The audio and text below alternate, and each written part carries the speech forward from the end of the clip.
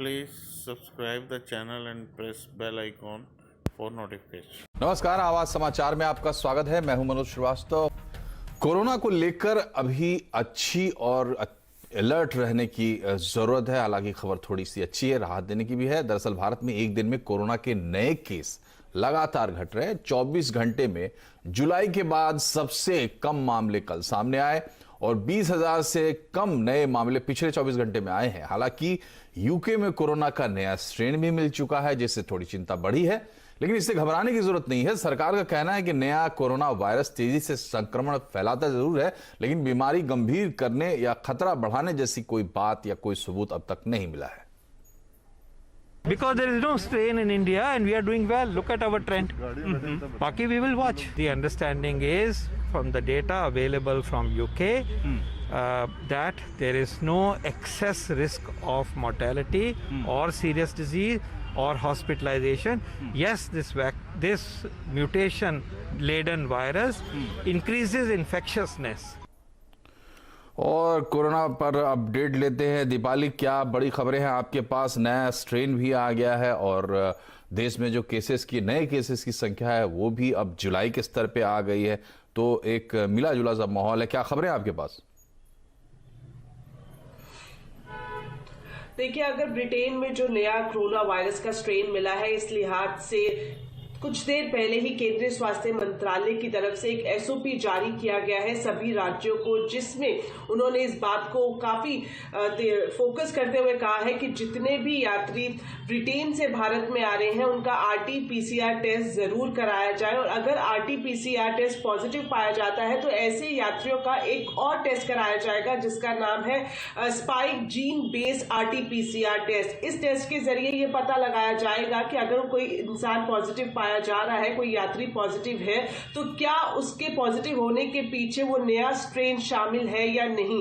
अगर इस टेस्ट में किसी यात्री का नया स्ट्रेन पाया जाता है तो इसके लिए भी हेल्थ मिनिस्ट्री की तरफ से एक अलग से प्रोटोकॉल तैयार किया गया है, अलग से आइसोलेशन की व्यवस्था की गई है, और जब तक उसकी रिपोर्ट नेगेटिव नहीं आती है उसे अलग से ही एक प्रोटोकॉल के हिसाब से आइसोलेशन वार्ड में रखा जाएगा। तो सभी राज्यों को ये निर्देश दिए गए हैं ताकि किसी भी तरह की कोई लापरवाही इस नए स्ट्रेन को लेकर ना हो। हालांकि जिस तरह से हमने अपने दर्शकों को दिखाया, नीति आयोग के सदस्य वीके पॉल ये बता रहे थे कि भारत में अभी तक कुछ इस तरह की चीजें सामने नहीं आई हैं, नए स्ट्रेन की किसी भी तरह का कोई इंसिडेंट सामने नहीं आया है, लेकिन सरकार जाहिर तौर पर एहतियात जरूर बनाए हुए हैं।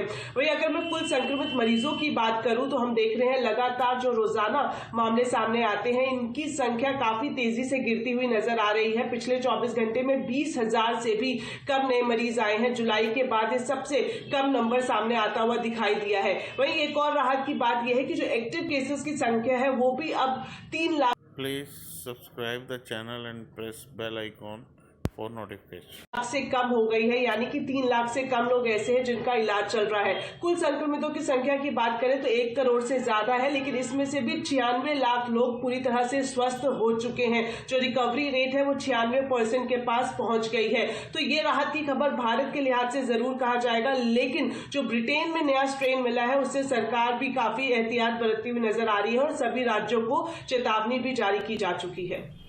बहुत बहुत शुक्रिया दीपाली तमाम अपडेट के लिए।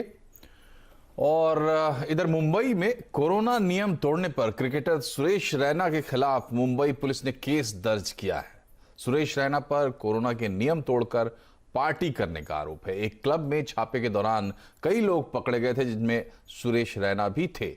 इसमें फिल्म इंडस्ट्री के कई बड़े कलाकार और गायक भी शामिल थे। एक्टर ऋतिक रोशन की पत्नी, पूर्व पत्नी सुजैन खान और गुरु रंधावा भी मौजूद थे। डिटेल बता रहे हैं विवेक गुप्ता। मुंबई के शहर इलाके में मुंबई पुलिस ने एक बड़ी कार्रवाई करते हुए 34 लोग के खिलाफ मामला दर्ज किया गया है और बताया जा रहा है कि जो कोविड-19 के रूल्स रेगुलेशन को उसको फॉलो नहीं किया गया। तो इस समय न्यूज़ 18 इंडिया की टीम उस ड्रैगन फ्लाई के पब में जहां पर पुलिस की छापेमारी हुई थी वहां पर मौजूद है और साफ तौर पर देखते थे कि जो ड्रैगन फ्लाई पब है वो मुंबई के शहर इलाके में है। और रात तकरीबन 3 बजे मुंबई पुलिस को एक स्पेसिफिक जानकारी मिलती है कि इस पब के अंदर कई बड़े सेलिब्रिटीज, बड़े क्रिकेटर, बड़े सिंगर यहाँ पर पार्टी कर रहे हैं और उसी की जानकारी के बाद यहाँ पे मुंबई पुलिस यहाँ पे छापेमारी करती है और छापेमारी के दौरान मिलता है कि जो बड़ा क्रिकेटर है, भारतीय क्रिकेटर सुरेश रैना, वो यहाँ पर पार्टी करते हुए पकड़े जाते हैं। साथ ही साथ ऋतिक रोशन की जो पूर्व पत्नी है सुजैन खान, उसे भी यहाँ पर पार्टी करते हुए पकड़ा जाता है। और ये कहा जा रहा है कि कोरोना वायरस के जो कोविड-19 के जो रूल्स, जो नियम है, उनको यहाँ पर फॉलो नहीं किया जाता है। कोई भी इंसान मास्क नहीं लगाया था, कोई भी सोशल डिस्टेंसिंग का फॉलो नहीं हो रहा था। इसी वजह से एक स्पेसिफिक जानकारी मिलती है और इसी जगह पर जो मेरे पीछे आप देख रहे हैं ड्रैगन फ्लाई का पब, वहाँ पर ये छापेमारी होती है। और बताया जा रहा है कि जो यूके में जो खतरनाक वायरस लगातार फैलता जा रहा है, उसके बाद बीएमसी ने जितने भी पब और बड़े बड़े रेस्टोरेंट थे वहाँ पे छापेमारी की थी और ये रोकने की कोशिश की थी कि जो सोशल डिस्टेंसिंग और जो कोविड नॉर्म्स नहीं यूज़ हो रहे, वहाँ पे छापेमारी करके लोगों को सतर्क भी किया था। लेकिन उसके बावजूद भी ये पार्टी यहाँ पर चलती रही। तो ये मुंबई में जो छापेमारी हुई उसका अपडेट दे रहे थे विवेक। लेकिन भारत में जो नया अलर्ट हुआ है लंदन में नए वायरस के चलते, तो लंदन से क्या है इसके बारे में अपडेट जानने के लिए चलते हैं। हमारे संवाददाता संजय सूरी लंदन से जुड़ गए हैं। संजय जी बताइए क्या ताजा स्थिति है। वायरस के नए स्ट्रेन को लेकर कुछ संकेत सामने आ रहे हैं कि ये बच्चों में ज्यादा तेजी से फैल रहा है और इन संकेतों की पूरी तरह से जांच की जा रही है। लेकिन जरूरी नहीं कि यह कोई चिंताजनक बात हो। आमतौर से बच्चे इस वायरस को काफी आसानी से संभाल पाते हैं, उन पर कोई गंभीर असर नहीं पड़ता। लेकिन ये एक कारण हो सकता है कि इतनी तेजी से फैल रहा है क्योंकि बच्चे और बच्चों से मिलते हैं, अन्य लोगों से मिलते हैं। पिछले 24 घंटे में 33,000 केस नए सामने आ चुके हैं। कुछ इलाकों में लॉकडाउन लगा है, कुछ में नहीं लगा और अब ये मांग बढ़ती जा रही है कि पूरे मुल्क में लॉकडाउन लगाया जाए ताकि चाहे कोई बच्चा हो चाहे अडल्ट हो, इस फैलाव को रोका जाए। बहुत बहुत शुक्रिया संजय सूरी और लंदन से बता रहे थे ताजा हाल। और इधर केंद्र शासित प्रदेश, Please subscribe the channel and press bell icon for notification. Jammu Kashmir के लिए आज बड़ा दिन है। पहली बार हुए जिला विकास परिषद के चुनावों के लिए वोटों की गिनती अभी भी जारी है। रुझानों में गुपकार गठबंधन 97 सीटों पर आगे चल रहा है, लेकिन बड़ी खबर यह है कि बीजेपी डीडीसी चुनावों में सबसे बड़ी अकेली पार्टी बनकर उभरी है। बीजेपी 73 सीटों पर आगे है, जबकि गुपकार गठबंधन की 7 पार्टियां मिलकर 97 सीटों पर आगे चल रही है और यह बीजेपी के लिए बड़ी उपलब्धि है। कांग्रेस का प्रदर्शन कुछ खास नहीं रहा है और वो इस वक्त 25 सीटों पर बढ़त बनाए हुए है। अन्य पार्टियों ने इस वक्त 83 सीटों पर बढ़त बनाने में कामयाबी पाई है। और अब बात बाजार की। कल के कंसोलिडेशन के बाद आज बाजार ने रिकवरी का रुख किया और सेंसेक्स निफ्टी 1% मजबूत होकर बंद हुए। निफ्टी बैंक में भी 170 अंकों की बढ़त रही, लेकिन आज फोकस में रहे आईटी शेयर, जहां कईयों ने रिकॉर्ड स्तर भी हासिल किए। बाजार का पूरा अपडेट लेते हैं यतिन मोता से। यतिन, आज की हाइलाइट्स। बहुत ज़बरदस्त रिकवरी मैं कहना चाहूँगा। अगर आप ओवरऑल बेसिस पे देखें तो कल के जो एफआई आंकड़े थे वो बहुत ही छोटी सेलिंग की ओर दर्शा रहे थे और जिस हिसाब से ग्लोबल मार्केट ने रिकवरी दिखाई, एफआई ने और डोमेस्टिक इंस्टीट्यूशन ने कॉन्फिडेंस दिखाया, उस हिसाब से मार्केट ने बहुत बेहतरीन तरीके से रिकवरी की। जो स्टॉक्स यस्टरडे पिटे थे उनमें अच्छी रिकवरी देखी गई। खास करके आईटी शेयर्स में आज हमने दमदार बाइंग देखी। मोस्ट जो आईटी शेयर्स हैं लार्ज कैप वाले, उन्होंने डे हाई पे बंद दिया। तो आईटी फार्मा शेयर्स जो डिफेंसिव माने जाते हैं वहाँ खरीदारी का माहौल था। और ओवरऑल बेसिस पे अगर आप एडवांस डिक्लाइन भी देखें तो 9 बढ़ने वाले शेयरों के सामने केवल 1 या 2 घटने वाले शेयर्स थे। तो मार्केट ब्रेथ भी बहुत बेहतरीन तरीके से आज इंप्रूव हुआ। और आज के बाजार में सबसे ज्यादा घटने बढ़ने वाले यतिन? बिल्कुल, आईटी में बहुत जोश था और आपको ये रिफ्लेक्ट करेगा निफ्टी गेनर्स में, क्योंकि गेनर्स की अगर आप बात करें तो देखिए लिस्ट बहुत लंबी है, लेकिन एचसीएल टेक महिंद्रा, इन्फोसिस जैसे शेयर्स ने लगभग 3 से 5% तक की छलांग लगाई। अदानी पोर्ट्स ने भी बहुत बेहतरीन प्रदर्शन दिखाया, लगभग 6% ऊपर जाके अदानी पोर्ट्स बंद हुआ।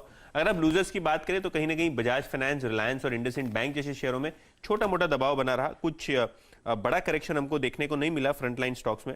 लेकिन अगर आप बात करें हिंडाल्को की मेटल शेयरों की तो वहां थोड़ी बहुत नरमी थी। मिड कैप गेनर्स की बात करें तो सीधी सी बात है, यहां भी हमने मिड कैप आईटी में एक्शन देखा।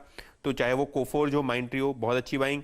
कैनरा बैंक, अदानी एंटरप्राइजेस और सिंजीन वो दूसरे शेयर हैं जहां हमने 5 से 6% की गेन देखी। अगर आप लूजर्स की बात करें तो yes bank, Prestige estate, Sundaram finance, future retail जैसे शेयरों में 4 से 5% तक की कटौती हमने देखी। बहुत बहुत शुक्रिया यतिन। मोतीलाल ओसवाल फाइनेंशियल सर्विसेज के को फाउंडर और चेयरमैन रामदेव अग्रवाल का कहना है कि आरआईएल में अभी और दमदार रिटर्न्स मिल सकते हैं। उन्होंने कहा कि आरआईएल ने पिछले 25 साल में बाजार के मुकाबले 2 गुना रिटर्न दिए हैं। हमसे एक्सक्लूसिव बातचीत में रामदेव अग्रवाल ने कहा कि बाजार ने 9% रिटर्न दिया तो आरआईएल ने 18%।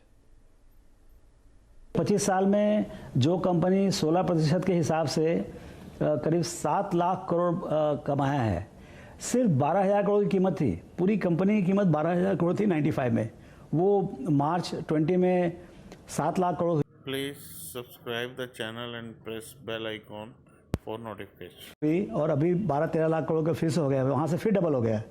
तो ऐसा नहीं है कि एलिफेंट्स कांट डांस, मतलब ये तब भी बहुत बड़ा कंपनी था, अब भी बहुत बड़ी कंपनी है, और अभी यहाँ से भी ऐसा जिस ढंग से कंपनी चल रही है उसमें अभी भी पोटेंशियल लगता है, और लास्ट 8-9 महीने में डबल हो गया है। तो yes, it is the largest wealth creating companies, और काफ़ी अच्छे स्पीड से हुआ है। बाजार ने 9% से किया है, बाजार 9% से बढ़ा है पूरे 25 साल में, लेकिन रिलायंस 16% के हिसाब से बढ़ा है। और यहाँ पर आपको बताना ज़रूरी है कि आप जो चैनल देख रहे हैं CNBC आवाज़, ये इसका स्वामित्व रिलायंस इंडस्ट्रीज के पास है। आगे बढ़ते हैं। रामदेव अग्रवाल का यह भी मानना है कि इंश्योरेंस और डिजिटल सेक्टर में आगे अच्छा वेल्थ क्रिएशन होने की संभावना है। एक सेक्टर मुझे क्लियरली लगता है, वो है insurance, general as well as life insurance, क्योंकि ये नए सेक्टर्स हैं। इसमें पब्लिक सेक्टर का भी प्रेजेंस काफ़ी है, और जैसे जैसे इकोनॉमी आगे बढ़ता है तो उसका ग्रोथ भी काफ़ी बढ़ता है। बहुत बड़ा इंडस्ट्री है, ग्लोबली 6-7 ट्रिलियन डॉलर का उसका प्रीमियम होता है, उसका वैल्यूएशन तो पता नहीं कितना है। तो ये बड़ा इंडस्ट्री है, और यहाँ पर अभी बहुत छोटा है ये, और अभी सब कंपनी लिस्टेड हुए हैं, और ये बहुत कंसोलिडेटेड इंडस्ट्री है। इसमें कोई 25-50 लोग नहीं है, इसमें 3-4 ही मेजॉरिटी होता है, और ये बहुत सेक्युलर बिजनेस है। इसमें क्या सिक्लिकलिटी नहीं होती है, आपका एकदम स्टडी पेस में 15-20% से बढ़ते आता है। सो यहाँ पर मुझे लगता है कि बड़ा वेल्थ क्रिएट होगा अगले 5, 10, 15, 20 साल में, बहुत बड़ा वेल्थ क्रिएट होगा। सेकेंड सेक्टर लगता है डिजिटल कंपनीज, जो इंटरनेट बेस्ड बिजनेसेस हैं, वो कंपनीज जो अभी लिस्टेड नहीं है इंडिया में, कुछ 2-4 ही लिस्टेड हैं। तो आप बहुत ध्यान से देखते रहिए कहाँ पर सक्सेस आता है, और पहला सक्सेस आने के बाद वो सब कंपनीज में वो बिल्ड करेंगे एंटरप्रेन्योर्स। और आने वाले बजट के लिए सरकार नेशनल पेंशन स्कीम यानी एनपीएस के तहत टैक्स छूट बढ़ाने पर विचार कर रही है। CNBC आवाज को मिली एक्सक्लूसिव जानकारी के मुताबिक पेंशन फंड के रेगुलेटर PFRDA ने वित्त मंत्रालय से इसकी सिफारिश कर दी है। पूरी खबर जानते हैं लक्ष्मण रॉय से। लक्ष्मण जी, ये बताइए PFRDA की तरफ से क्या सिफारिश की गई है और इसको लेकर सरकार कितनी गंभीर नजर आती है? देखिए, ये जो सिफारिश आई है उसके तहत ये कहा गया है कि जो केंद्र सरकार के कर्मचारियों को पेंशन स्कीम के तहत जिस तरह की आप टैक्स छूट देते हैं, उसी तरह की टैक्स छूट आप नेशनल पेंशन स्कीम यानी एनपीएस के तहत जो पेंशन धारक हैं उनको दीजिए। मिसाल के तौर पर एनपीएस के जो पेंशन धारक हैं वो अपना कंट्रीब्यूशन 10% तक करते हैं, तो अभी उनको 10% तक टैक्स छूट मिलती है। लेकिन सिफारिश ये की गई है कि 10% नहीं बल्कि आप 14% तक टैक्स छूट दीजिए। इसी तरह से जो एम्प्लॉयर है वो 10% तक कंट्रीब्यूशन देता है, तो आप उसको बिजनेस एक्सपेंडिचर में दिखा करके टैक्स छूट देते हैं, तो वहां भी 10% नहीं, वहां भी आप 14% दीजिए। ये सारी सिफारिश टीयर 1 के लिए की गई है, एनपीएस के लिए। एक दूसरी महत्वपूर्ण सिफारिश ये की गई है कि एनपीएस के तहत जो एन्युटी प्लान के तहत किस्तों में पैसा मिलता है उस पर भी आप टैक्स छूट दीजिए, उस पर टैक्स नहीं लगाइए। टीयर 1 के सेक्शन 80 सीसीडी के तहत टैक्स छूट की सीमा 50,000 रुपए से बढ़ा करके 1 लाख रुपए कर दीजिए। और एक और महत्वपूर्ण सिफारिश कि एनपीएस के टीयर 2 के जो पेंशन धारक हैं उनको सेक्शन 80C के तहत भी टैक्स छूट दीजिए। ये इसलिए गंभीर है क्योंकि पीएफआरडी की इन सिफारिश पर कई दौर की चर्चा वित्त मंत्रालय के बीच हो चुकी है, तो बजट की तैयारियों के दौरान माना जा रहा है कि इसको लेकर सरकार गंभीरता से इस पर विचार करेगी। बहुत बहुत शुक्रिया लक्ष्मण जी। देश में मेडिकल इक्विपमेंट की मैन्युफैक्चरिंग बढ़ाने के लिए सरकार बजट में बड़ा ऐलान कर सकती है। सूत्रों के मुताबिक इंपोर्ट कंट्रोल के जरिए घरेलू कंपनियों को बढ़ावा दिया जाएगा। डिटेल लेते हैं आलोक प्रियदर्शी से। आलोक, बताइए सरकार क्या तरीका सोच रही है, किस तरीके से ड्यूटी के जरिए मेडिकल इक्विपमेंट मैन्युफैक्चरिंग को बढ़ावा दिया जाएगा? बिल्कुल, देखिए, देश में ही बड़े पैमाने पर मेडिकल इक्विपमेंट्स की मैन्युफैक्चरिंग हो सके, इसके लिए सरकार बजट में घरेलू मैन्युफैक्चरर्स के लिए बड़े राहत का ऐलान कर सकती है। इसमें इंपोर्ट ड्यूटी को लेकर बदलाव किया। Please subscribe the channel and press bell icon for notification. किया जा सकता है। जो CNBC आवाज को सूत्रों से जानकारी मिली है कि कई सारे ऐसे मेडिकल इक्विपमेंट है जो कि अभी जीरो ड्यूटी पर इंपोर्ट होते हैं, यानी कि उन पर इंपोर्ट करने पर कोई ड्यूटी नहीं लगती। इसकी वजह से घरेलू मैन्युफैक्चरर्स को काफी परेशानी हो रही है, क्योंकि वो लोग भी इस चीज का उत्पादन करते हैं लेकिन इंपोर्ट करना ज्यादा सस्ता पड़ता है। इसलिए सरकार जो है इस प्रस्ताव पर विचार कर रही है कि कई सारे आइटम जिसमें contraceptives, artificial dialysis apparatus, test kits और कई सारे टेस्ट किट्स में लगने वाले जो केमिकल्स हैं उसकी पर जो जीरो ड्यूटी है इसको बढ़ाकर 7.5% से लेकर 15% तक कर दिया जाए, ताकि जो घरेलू मैन्युफैक्चरर्स हैं उनकी कॉस्ट लागत कम हो सके और उनके सामान को भी देश में और विदेश में मार्केट मिल सके। इसके अलावा जो दूसरे इंपोर्ट ड्यूटी में बात हो रही है वो है रॉ मटेरियल को लेकर। देश में बहुत सारे ऐसे प्रोडक्ट बनते हैं लेकिन उसके रॉ मटेरियल्स को इंपोर्ट करना पड़ता है, लेकिन रॉ मटेरियल पर जो बेसिक कस्टम ड्यूटी है वो कहीं ज्यादा है, जबकि फिनिश प्रोडक्ट पर ड्यूटी कम है। इसकी वजह से जो GST का इन्वर्टेड ड्यूटी स्ट्रक्चर की प्रॉब्लम होती है वो सामने समस्या आ रही है मैन्युफैक्चरर्स की। तो ऐसे करीब 14 आइटम्स हैं जिनके इन्वर्टेड ड्यूटी स्ट्रक्चर को सरकार ठीक कर सकती है, ताकि जो रॉ मटेरियल सस्ता हो और उसकी वजह से जो फिनिश प्रोडक्ट हैं वो उस पर GST ज्यादा ना हो। तो इस लिहाज पर दोनों तरीके से काम कर रही है। जितने भी करीब 20 आइटम्स हैं जो जीरो इंपोर्ट ड्यूटी है उसको बढ़ाया जा सकता है, और 14 आइटम्स जिनके रॉ मटेरियल्स के पर बेसिक कस्टम ड्यूटी ज्यादा है उनमें कमी लाई जा सकती है। बहुत बहुत शुक्रिया आलोक। और CNBC आवाज और नेशनल स्टॉक एक्सचेंज लेकर आए हैं एक स्पेशल कैंपेन इन्फॉर्म्ड इन्वेस्टर। निवेशकों में जागरूकता बढ़ाने के लिए ये एक खास पहल है। जिस तरह हम अपने बच्चे के रिपोर्ट कार्ड पर हस्ताक्षर करने से पहले उसकी जांच करते हैं, उसी तरह एक समझदार निवेशक को भी किसी भी डॉक्यूमेंट को साइन करने से पहले उसे पढ़ना जरूर चाहिए।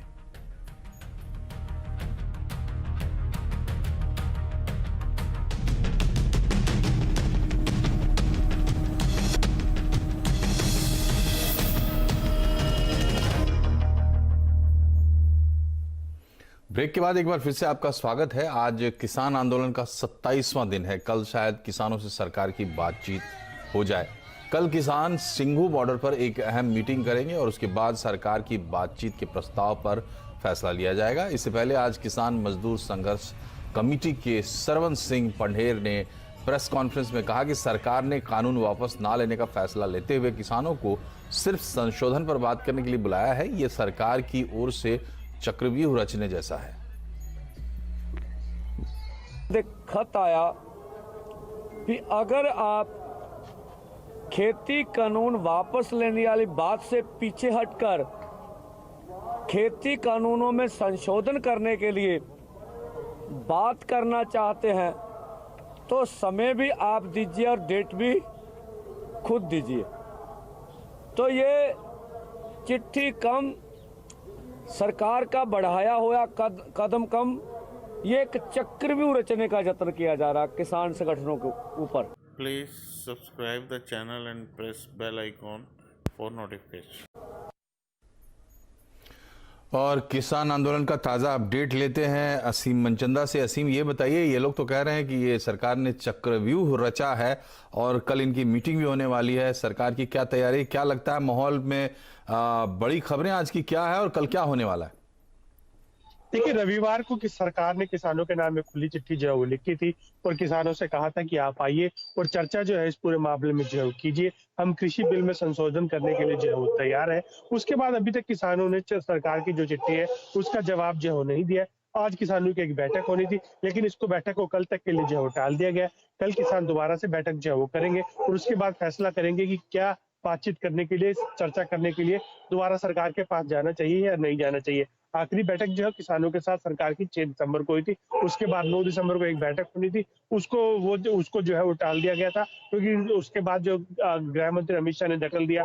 उसके बाद जो बैठक जो है उसमें चर्चा जो है, बातचीत जो है वो नहीं बन पाई, तो उस बैठक को जो है वो टाल दिया गया। आज किसानों की एक जो उत्तर प्रदेश के कुछ किसानों का एक संगठन है, उसने कृषि मंत्री नरेंद्र सिंह तोमर से मुलाकात जो है वो की। उन्होंने इन कृषि बिलों का समर्थन जो है वो किया, लेकिन जो 40 पंजाब की यूनियंस है वो अभी इस बिल का अभी समर्थन जो है वो नहीं कर रही है। वो कह रही है कि इनको पूरी तरह से वापस जो है वो लिया जाए। तो अब बैठक जो है वो कल होगी, तो कल किसान जो है वो डिसाइड करेंगे कि क्या आगे सरकार से बातचीत करनी चाहिए या नहीं करनी चाहिए। क्योंकि अभी तक किसान यूनियन का रुख ये साफ है, वो चाहते हैं कि सरकार जो है तीनों बिलों को वापस जो है वो ले, लेकिन सरकार कहती है कि हम संशोधन करने के लिए तैयार है, हम बिल जो है वापस जो है वो नहीं लेंगे। तो कल वो फैसला करेंगे, उसके बाद सरकार के पास अगर बातचीत करने के लिए अगर वो तैयार होते हैं तो हो सकता है कि एक बैठक जो है वो और उसके अंदर ये मामला सारा जो है वो सुलझ जाए। लेकिन जिस तरह से अभी तक 27 दिन जो है हो चुके हैं और अभी तक मामला जो है वहीं का वहीं खड़ा है, ना किसान हटने के लिए तैयार है, ना सरकार जो है वो पीछे हटने के लिए तैयार है। बहुत बहुत शुक्रिया असीम इस अपडेट के लिए। तो कल देखना होगा क्या होता है। बहरहाल बढ़ते हैं खबरों में आगे। आज प्रधानमंत्री मोदी ने अलीगढ़ मुस्लिम यूनिवर्सिटी के शताब्दी समारोह को संबोधित किया। वीडियो कॉन्फ्रेंस के जरिए वो जुड़े। इस दौरान उन्होंने अलीगढ़ मुस्लिम यूनिवर्सिटी यानी एएमयू की तारीफ की। उन्होंने एएमयू को सबका साथ, सबका विकास और सबका विश्वास का मंत्र दिया। प्रधानमंत्री ने आत्मनिर्भर भारत के लिए काम करने की अपील भी की। सियासत और सत्ता की सोच से बहुत बड़ा, बहुत व्यापक किसी भी देश का समाज होता है। पॉलिटिक्स के ऊपर भी समाज को आगे बढ़ाने के लिए बहुत स्पेस होती है। उस स्पेस को भी एक्सप्लोर करते रहना बहुत जरूरी है। ये काम हमारे एएमयू जैसे कैंपस कर सकते हैं, आप सभी कर सकते हैं। साथियों, न्यू इंडिया के विजन की जब हम बात करते हैं तो उसके मूल में भी यही है कि राष्ट्र के, समाज के विकास को राजनीतिक चश्मे से न देखा जाए। प्रधानमंत्री नरेंद्र मोदी को अमेरिका में legion of the merit award से सम्मानित किया है। पीएम मोदी की तरफ से इस अवार्ड को भारतीय राजदूत तरणजीत सिंह संधू ने ग्रहण किया। राष्ट्रपति ट्रंप ने खुद पीएम मोदी को अवार्ड के लिए नामित किया था। प्रधानमंत्री मोदी ने सम्मान के लिए अमेरिकी राष्ट्रपति ट्रंप का आभार जताया है। उन्होंने ट्वीट कर लिखा है कि भारत और अमेरिका के बीच रिश्तों की डोर मजबूत करने के लिए यह सम्मान मिला है। उन्होंने यह भी लिखा कि आगे भी वो और उनकी सरकार अमेरिका के साथ रिश्ते मजबूत करने के लिए काम करते रहेंगे। और अब एक सलाह, निवेश करने को लेकर आप जल्दबाजी में फैसला नहीं करते हैं ना, वैसे ही रोड पर भी हड़बड़ी मत कीजिए। आपका सबसे अनमोल इन्वेस्टमेंट जो है वो आपकी जिंदगी है। हमेशा स्पीड लिमिट का पालन करें। रोड सेफ्टी पर नेटवर्क 18 और हुंडई के इनिशिएटिव से जुड़े।